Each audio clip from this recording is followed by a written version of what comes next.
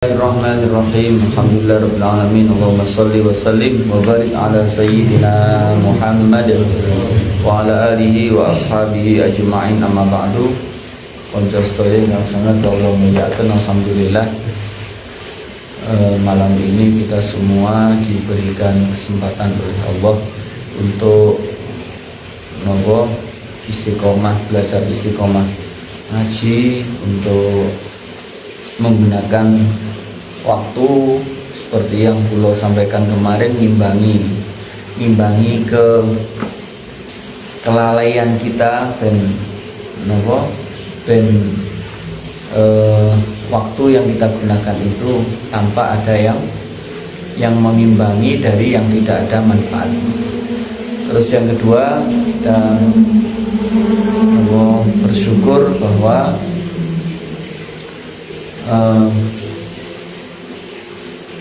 ada dari residu. Jadi ingat, semua barang itu pasti ada residunya. Jika ono barang itu murni, di KB itu mesti ono residunya. Residu itu sampah yang ditimbulkan dari sesuatu yang kita manfaatkan apapun. Kayak misalkan orang nanam padi itu tujuannya beras loh, nah tujuannya beras. Tapi dari padi yang ditanam itu, dari beras yang menjadi tujuan itu banyak residunya. Mulai dari damene, mari ngono gabae, ngono iku lek wis di arepe dimasak, isik dipususi. Nah, jadi cari yang benar-benar murni berasnya. Nah, maka segala sesuatu pasti ada residunya. Tidak ada sesuatu yang apapun koyok, padahal itu ikut dalam proses. Di residu itu ikut diproses. Misalkan kita beli pisang sak cengkeh ya, itu meskipun semuanya kita beli sak cengkeh sak kulit kita mesti pada dituku, tapi kulitnya bangga dibuang. Apa gak dipangan pisan? Seharusnya kalau itu sudah kita beli kudune malah dipangan. Tapi itu residunya ada. Nanti ada yang kita buang. Nanti apapun itu pasti ada. Tidak ada yang kita pakai, itu semuanya adalah bisa kita manfaatkan. Tuku aknu niku yo, gelasnya gak melok dipangan, padahal gelasnya melok dituku. Nah, jadi segala sesuatu itu ada residunya pasti. Nah, termasuk waktu yang kita gunakan tuh, pasti ada waktu yang harus kita buang untuk bukan untuk diri kita, berarti untuk orang lain. Jadi itu dalam bentuk orang membantu orang lain. Kalau dihubungkan pada masalah zakat, zakat itu juga dari semua yang kita gunakan itu harus ada yang dibuang. Makanya bahasanya kan khudh min amwalihim shadaqatan tutahhiruhum wa tuzakkihim biha. Ya. Ambillah sebagian dari harta mereka itu sedekah yang tujuannya adalah untuk membersihkan dan menyucikan. Jadi diambil dari sebagian ini. Orang itu ketika mendapatkan, misalkan mendapatkan harta, meskipun itu semua harta itu adalah sudah kita miliki, maka harus ada yang dibuang. Dalam sebagian apa? Residunya harus ada yang dibuang. Karena apa? Karena kalau tidak dibuang itu membahayakan. Kalau misalkan kini mangan gedang sak kulite, itu mesti bahaya. Mangan beras sak gabai, ini mesti bahaya. Nah, karena itu harus ada yang dibuang. Nah, termasuk kalau di permasalahan zakat itu juga gitu. Misalkan orang itu terima gaji katakanlah 1 juta, maka residunya itu kalau dalam aturan agama ya 2,5%. Itu residu, itu yang tidak boleh kita manfaatkan. Nah, semuanya. dalam banyak hal itu bisa kita gunakan prinsip ini, termasuk masalah waktu. Itu murni waktu milik kita, tapi harus ada yang kita tidak boleh untuk manfaatkan untuk kita pribadi. Kayak kita gunakan untuk sholat itu berarti yang tujuan utamanya adalah kita menghamba kepada Allah. Jadi yang untuk keuntungan diri sendiri itu bisa jadi tidak ada. Kita bantu orang lain, bersabakti, itu yang waktu harus kita buang, tidak untuk diri kita sendiri apapun itu. Nah, wong kopi ya ono leteke. Apa gak dipangan pisan leteke. Mane kopi sing gak leteke iku yo gak sehat. Soalnya apa leteke melok dipangan. Tapi ya sebenarnya ada semuanya, cuma sudah dibuang. Kayak espresso itu kan ono leteke, tapi leteke gak melok. Ya nanti diberikan sudah dalam keadaan murni. Tapi ya gelasnya jadi panas. Nah gelas ini harus itu dipakai. Nah di semua yang kita miliki itu sebenarnya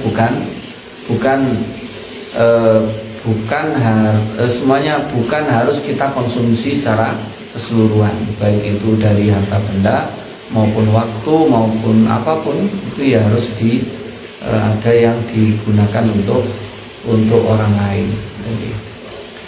Untuk biar kita lebih semangat untuk membantu. Padahal ini Pak kan untuk nopo jenenge koyo misalkan pari gabah kan, kemudian cangkangnya apa jenenge gabahe ya apa jenenge kan sudah didedak loh. Lah dedak itu kan sebenarnya bisa untuk manfaat, ya ono manfaatnya. Jika nyombor sapi ke makani PT, lah itu bisa jadi residu dari kita itu untuk bisa manfaat untuk lainnya. Ada nih. Bagi kita gelas bekas aknu itu sampah, tapi bagi pemulung wah itu berkah. Nah, gabah itu kayak wae dhewe gak kena dipangan, tapi untuk sapi itu ada manfaatnya. Nah, termasuk zakat ngoten. Nopo yang kita buang, yang kita residukan itu di mata orang lain bermanfaat, dan bagi kita itu bahaya kalau kita konsumsi. Ini makanya ketika nopo harta itu dikeluarkan dalam untuk zakatnya, maka bahasanya adalah tutohiruhum wa tuzakkihim, jadi membersihkan dan menyucikan. Hanya biar semua orang itu sadar akan kewajiban meresidukan apa yang dimiliki. Ben gak kabeh dipangan dhewe, gak kabeh dikonsumsi dhewe. Tidak semua dari harta yang kita miliki itu adalah milik kita, harus ada yang diberikan untuk kepentingan agama atau kepentingan sesama manusia, atau untuk kepentingan hal-hal yang sama sekali tidak ada manfaatnya untuk pribadi kita, tapi untuk yang lainnya ada manfaatnya. Kita lanjutkan pembahasan tentang terakhir niku tentang a'dzarul jumu'ah wal jamaah, tentang alasan orang tidak mengerjakan sholat jumu'ah dan sholat jamaah. Pun sekarang ahakun nasi bil imamah, orang yang paling pantas untuk menjadi imam. Jadi dalam sholat jamaah itu pasti ada imam dan makmum. Kalau tidak ada imam, tidak ada makmum, tidak bisa disebut sholat jamaah. Pak, saya itu sholat sendiri tapi makmumnya jin. Misalkan kita iso kroso jinnya melok, utawa memang jinnya itu memang benar-benar ya bisa disebut dengan sama, tapi secara aturan syariah itu tidak bisa dibenarkan. Jadi tetap jamaah itu ya bainan nas, sama manusia. Siapakah orang yang paling pantas menjadi imam, yang paling berhak menjadi imam? yang tidak ada perselisihan di dalamnya adalah al-wali atau al-hakim mutlaqan. Jadi pemimpin atau hakim atau wali itu adalah yang paling berhak menjadi imam. Kemudian kalau dalam di rumah itu adalah pemilik rumah. Terus kemudian untuk rumah itu yang statusnya adalah pinjem atau nyewa, maka yang paling berhak adalah orang yang pemiliknya. Misalkan si tuan rumah, pemilik rumah itu datang, sing ngontrak itu di situ mau didirikan jamaah, yang paling berhak adalah orang yang pemilik rumah, baru kemudian yang ngontrak. Terus kemudian as-sayyid wa huwa ahaqun min abdihi. Jadi tuan dan budaknya itu tuan yang paling berhak. Imamatul masjidi wa ghairihi. Itu secara umum. Secara umum untuk yang pertama tadi seperti itu. Sekarang untuk masjid, imam di masjid atau selain masjid. Yang pertama, al-aula biya al-imam ar-ratib alladzi min kibalil hakim fi ghairi wujudil wali. Ketika di masjid itu sudah ada ketetapan dari misalkan pemerintah yang ditunjuk untuk menjadi imam, maka dia yang paling berhak. Di Indonesia kan tidak ada. Kalau di luar itu ada.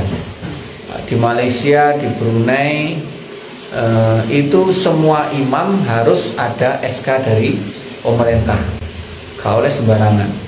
Khotib juga begitu, harus ada SK dari pemerintah. Begini toko RT gak ono, pokoknya toko semuanya ada, diawasi betul, tapi digaji. Jadi imam masjid di Brunei, di Malaysia, imam, muadzin itu semuanya digaji. Jadi misalkan suaranya penak, lek pengen kerja tapi gak soro nang Malaysia. Kalau gak ada konco niku asale budale kerja bangunan. Suaranya enak, di pondok ini suaranya enak. Kerja bangunan budal di Malaysia. Ternyata ketahuan banyak orang pas ngimami jamaah nok gini sawit gitu. Jadi bangunan tapi yo kadang-kadang nok sawit pekerja ilegal niku lho. Kan sak nemune to. Nah, terus mari ngono terbaik konangan. Terus ana sing ngomong nang gene, iku enak iku. Terus akhirnya betul ditawari lemah azan di masjid, wis mau siap azan masjid oleh bayaran. Rutin wis akhirnya gak kerja tahunan tapi ada. Nah, ternyata dia juga karena alumni pesantren duwe masih ngaji ya iso. Terus akhirnya ditawari imami. Terus akhirnya gelem imami sampai khotib. Saiki ya wis sugih padahal ya persane semene. Wis mek ngenteni jamaah. Dek kene gak harus bendino ngimami bendino pangan nyambut gawe. Ini kan cukup. Itu gajinya mungkin kalau di sini ya UMR, nah di sana mungkin ya lebih dari itu. Oh nyatanya ya iso tuku motor barang. Padahal nyambut gawe ini ya wis mek wis ngene. Ya, cuma bayarannya ndek kono. Bu di akhirat muga-muga. Kok gak oleh bagian ndek kono. Tapi cukup dhisik. Nah iki iso pure gajine di akhirat. Nah, iki. Niku yang kalau yang ditunjuk oleh imam, oleh hakim, oleh pemerintah itu yang paling berhak. Kemudian kalau tidak ada tunjukan bagaimana? Tumal afqah, tumal aqra. Orang yang paling ahli fikih, lalu kemudian orang yang paling bagus bacaan Qur'annya. Dia ahli fikih, yang fikihnya paling baik, kemudian yang paling bagus bacaan Qur'annya. Dia ada dua pendapat. Jadi ada yang mengatakan ndak afqah dulu tapi aqra dulu. Ada yang mengatakan yang Qur'annya bagus dulu baru kemudian yang lebih pandai fikihnya. Ada yang mengatakan begitu. Al-asah qiraatan kama fit Tuhfah wan Nihayah. Dalam kitab Tuhfah, kitab Nihayah itu yang dimenangkan adalah yang bacaannya yang lebih bagus. Terus kemudian tapi di lainnya itu mengatakan yang fikihnya paling baik. Terus kalau keduanya sama maka al-awra yang paling wirai. Wirai itu yang paling nopo wis gak aneh-aneh, mangani wis gak aneh-aneh. Lek dadi wis kerjane apa, mangane apa wis yang iku wirai. Wirai iku gak goleki harta-harta yang bukan yang subhat-subhat itu yang dihindari.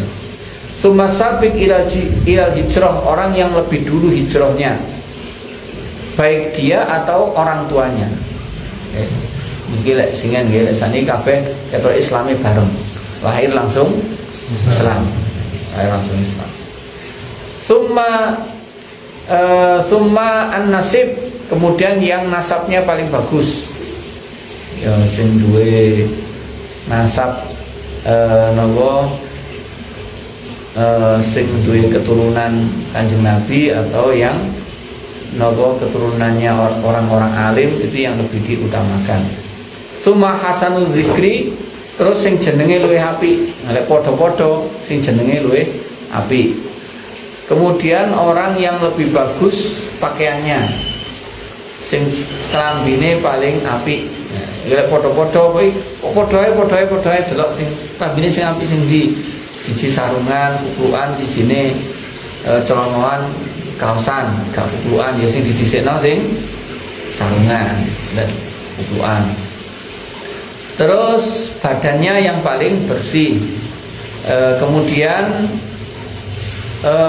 yang perilakunya paling baik. Kemudian suaranya yang lebih baik. Kemudian sing luwih ganteng. Sing luwih surahnya lebih baik. Kalau ternyata semuanya itu sama, statusnya kok podo kabeh, maka diundi pingsut. Jadi podo-podo kabeh lek dihitung podo kabeh. Salah sing podo wis pingsut, sapa sing imam diundi. Pun. Terus kemudian imamatul adli aula minal fasik. Imam yang adil itu lebih utama daripada imam yang fasik. Wa in kana al fasik aqra, meskipun sing fasik luwih pinter, luwih bagus Qur'annya.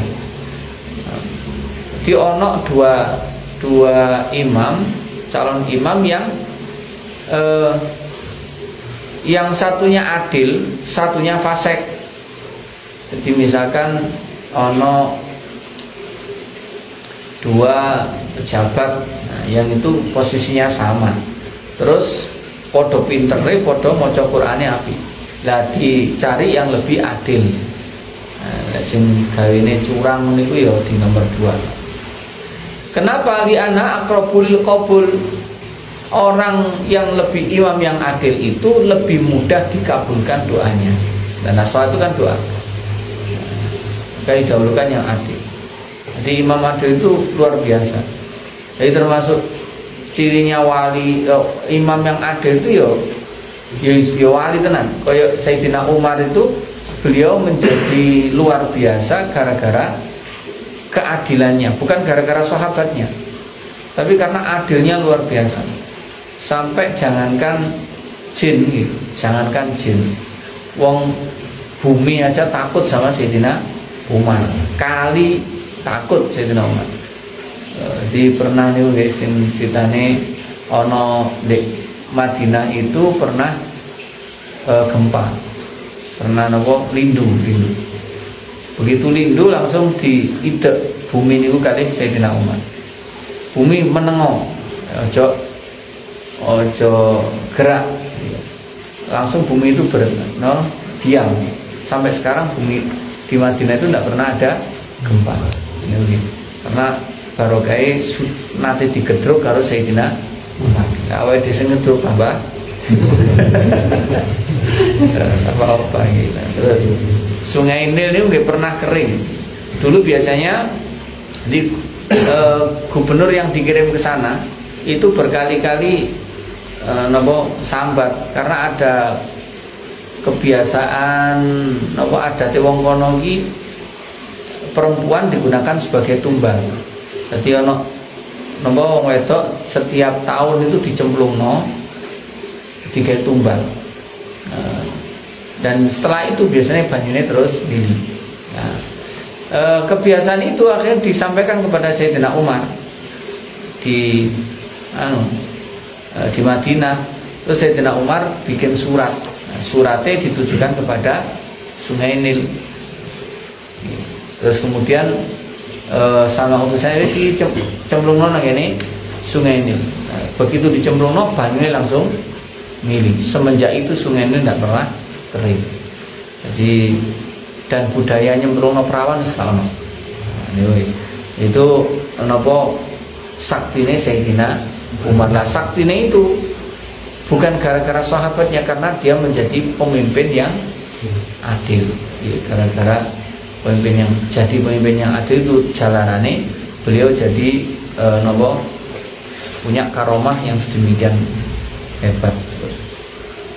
Terus imamatul balik aula minas sobi.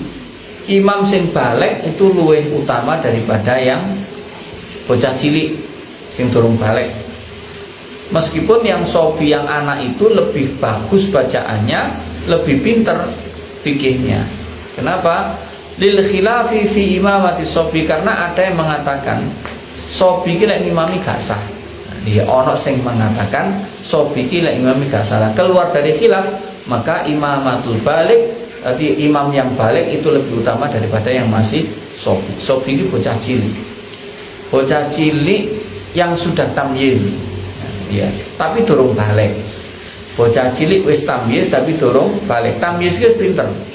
Pinter niku ukurane pokoke iso wawe dhewe, iso mangan dhewe. Iku ukurane pinter. Iku masih durung balik sah menjadi imam. Jadi lawan dewi jamaah dengan anak yang demikian itu boleh dan sah. Bahkan dia menjadi imam juga boleh. Tapi yang paling utama menjadi imam adalah yang balik. Belum balik. Jadi yang kalau ada pilihan maka yang paling afdal adalah yang balik. Imamatul khurri aula minal imamatul abdi. Imamnya yang menjadi imam itu adalah orang merdeka lebih utama daripada hamba. Orang yang mukim lebih utama dari musafir. Mukim niku misalkan di masjid di dawung ono wong musafir, kiai, jubah, imamah, ya, jenggoten. Mari kon ngimami tibae kleru maca Fatihah. Mek maca itu tapi settingannya tepat. Tapi gak pas. Lah, kalau dia statusnya musafir meskipun pinter itu lebih utama sing mukim yang bukan musafir. Lupa lek imam disewo atau kaya biasa riyo kan ya apa-apa mesti dibayar. Maksudnya kok dibayar, maksudnya kan memang diminta untuk imam ya apa-apa. Mas yo sajane afdol yang tapi tetap enggak apa-apa, enggak masalah. Cuma afdolnya ya tapi yang rumah. Tapi kalau khusus untuk itu kalau misalkan ya lek riyo ki imame ya imam harus khutbah seharusnya memang sama. Kalau ganti juga ada masalah. Termasuk tapi kalau untuk sholat Jumu'ah itu imamnya yang paling afdal ya yang khutbah. Jadi sing khotibe ya sak imami, karena kan bahasanya Idza ya namanya an Abi Hurairah idza biasanya idza wal terus wal imamu yaktubu dan imam sedang khutbah ya berarti imamnya sing khutbah. Nah, makanya kalau imam yang khutbah karena bahasanya ini kan wal imamu yaktubu ketika imam sedang khutbah berarti sing imami sing khutbah maka sebaiknya tidak digantikan meskipun dia lebih tua lebih pantas itu kalau untuk Jum'ah yang imami harus yang sebaik afdolnya yang khutbah tapi misalkan digantikan juga tidak apa-apa tapi kurang afdol.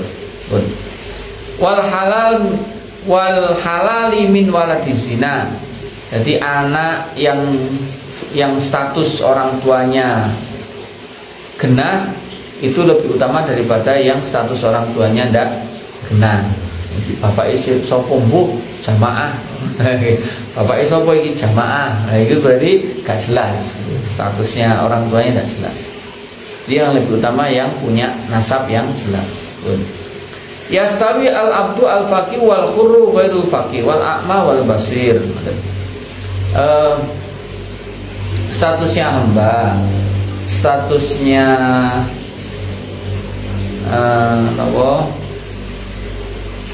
al-faqih, al-abdu al-faqih wal khurru ghairul faqih. Hamba tapi pinter atau orang merdeka tapi tidak pinter. Nah, itu podo. Jadi dianggap podo. Dianggap podo itu ya berarti diundi. Terus orang yang atau keduanya niku ya sijine napa akma sijine iso ndelok. Jadi atau yang sami dan asom yang bisa mendengar atau tidak bisa mendengar niku statusnya sama. Jadi di sini tidak dibedakan misalkan iki meripat buta iki piye? Dia nopo bodoh tapi buta, satunya bodoh no pinter tapi buta. Nah, itu yang dilihat bukan butanya tapi pinternya. Jadi buta dan bisa melihat itu tidak menjadi no pertimbangan. Termasuk sami bisa mendengar atau tidak bisa mendengar tidak menjadi pertimbangan. Tapi pertimbangan yang tadi. Bon, niku nopo secara urutan afdoliyah. Secara urutan ahakku itu yang lebih pantasnya, lebih berhaknya. Kalau di luar itu bagaimana? Misalkan di kini ada sing tua ya sing ngimami, meskipun dia tidak masuk dalam kategori niku semua, wis pokoknya kleru kabeh. Yo iki jenenge ahadku. Tapi jamaahnya tetap sah, tapi tidak kurang pas. Jadi kurang berhak, kurang berhak. Kurang berhak itu yo kurang berhak. Tapi statusnya secara jamaah adalah sah. Niku enteng ngoten mawon. Pun sunan mujamaati wallahu a'lam bishawab. Besok kita bahas tentang masalah kesunahan di dalam sholat jamaah, kemakruhan di dalam sholat jenazah, terus kemudian permasalahan yang berkaitan dengan sholat jamaah. Pun ada pertanyaan betul? Oh ji. Assalamualaikum warahmatullahi wabarakatuh. Kalau nanti ziarah dan masjid, turen itu tujuannya nggak sholat jamaah. Maka itu bukan menyadari, benar itu salam itu kok makmum kata terus. Wong nopo sanes? Wong nopo sanes? Iya. Oh. Baik ketemu. Yo nggih. Ada nopo bener nggih. Lo salami nopo. Lalu itu Ini apa? Kelihatan. Nggih. Nggih mboten napa-napa. Asal jamaahnya sah oleh ganjarane salat jamaah. Nggih. Jadi sah nggih. Jamaah sah masih imamnya gadek niat jadi imam, tapi sudah mendapatkan fadilah jamaah. Lalu malah nate jamaah begitu guys langsung ngomong wong ngoten. Terus baru wonge minta maaf ya, saya itu baru masuk Islam. Saya baru masuk Islam, saya baca Fatihah aja belum bisa. Ibu salam ya bus. Tidak apa-apa, sudah Islam toh. Ini sudah Islam ya wis masuk sholat gak Islam ini. Jadi pun wis gak apa-apa. Jadi sah mawon. Karena memang dari awal tidak kita ketahui statusnya bagaimana, tapi ya wis tidak apa-apa. Karena pada dasarnya syarat imam dan makmumnya sudah terpenuhi. Jadi ada yang mengatakan imam ini pokoknya Islam. Itu yang paling enteng nih, paling enteng nih. Ben apa? Ben gak ragu-ragu. Terus pokoknya gampang. Islam itu adalah gampang. Pun niku nggih. Wonten malih nggih. Nggih. Misal imam itu ragu-ragu dalam sholat jamaah. Nggih. Tapi ada sujud sawi. Sedangkan jamaah yakin kurang. Nggih. Itu tunggu imam salam atau nambah rakaat lagi. Lek makmumnya itu yakin kurang. Nggih, yakin kurang, ya kudu nambah. Nggih. Imame kurang, imame ragu-ragu. Sujud sawi. Nambahi mboten? Mboten. Mboten nambahi lah. Kok mari salat, mari kene nambahi imame delengno. Pak, sampean yakin kurang siji. Itu kalau yang mengatakan mutawatir, wong kabeh ku ngomong sampean kurang salatnya. Lah, imam berdiri lagi nambah 1 rakaat. Kurang siji. Lah, makmum lenjen yakin untuk kurang ya kudu nambah. Setelah itu juga sujud sahwi. Jadi meskipun makmum itu tidak melok salah, dia sunnah sujud sahwi karena kesalahan imam. Dia sunnah sujud sahwi karena kesalahan imam. Jadi misalkan lek kaya ngoten niku napa imam wis salam, wis moro wiritan ngono. Makmum kan nambah 1 rakaat. Nah, mari nambah 1 rakaat sujud sahwi. Terus jawab Pak Imam kurang siji. Nah, sampean kurang siji. Oh iya ta? Situ iya kurang siji. Langsung imamnya langsung ngadeg nambah siji. Pokoknya waktunya dorong suwe. Wis nak pasar diomongno. Sama imamnya kurang 1 rakaat. Nah, iki yo kudu baleni. Saat jen gak sah. Tapi lek sintas begitu waktunya masih sebentar itu boleh langsung nambah. Nah, di makmum kudu pinter. Lek makmum gak pinter gak roh, niku iso batal salate. Misalkan imamnya nambah, imamnya ragu-ragu iki telu apa papat. Berarti cukup pinten lek telu apa papat? 3. Padahal sudah 4. Cara makmum wis 4. Lah imam kan tetap nambah siji karena dia yakinnya baru 3 padahal sudah 4. Lah makmum kok melok padahal sudah yakin itu sudah 4. Makmum kok melok nambah 1 rakaat. Lah maka makmumnya batal. Imam mega. Loh imam mencet ragu-ragu. Dia pokoknya ini pokoknya ragu-ragu 3 dan 4 yang pasti sudah dikerjakan pasti 3. Nah, karena tak ma la yaribu tak ma yaribu ila ma la yaribu. Tinggalkan suatu yang meragukan kepada suatu yang tidak meragukan. Jadi yang meragukan itu 4, yang 3 pasti kan. Nah iya, antara 3 dan 4 itu yang pasti sudah dilakoni 3. Yang 4-nya ragu-ragu. Yang ragu-ragunya kan 4-nya, 3-nya kan enggak. kita lupa papat yo, berarti sing mesti dilakoni wis. Nah, lupa papatnya mesti ragu-ragu. Nah akhirnya kan dia nambah 1 rakaat karena menurut dia baru 3. Lah makmum itu sudah yakin 4. Lah kok imamnya ngadeg, makmumnya subhanallah, imamnya gak krungu. Imamnya terus nambah 1. Lah makmumnya kok melok ngadeg melok nambah, makmumnya batal. Lah ini jarang sing ngeruh.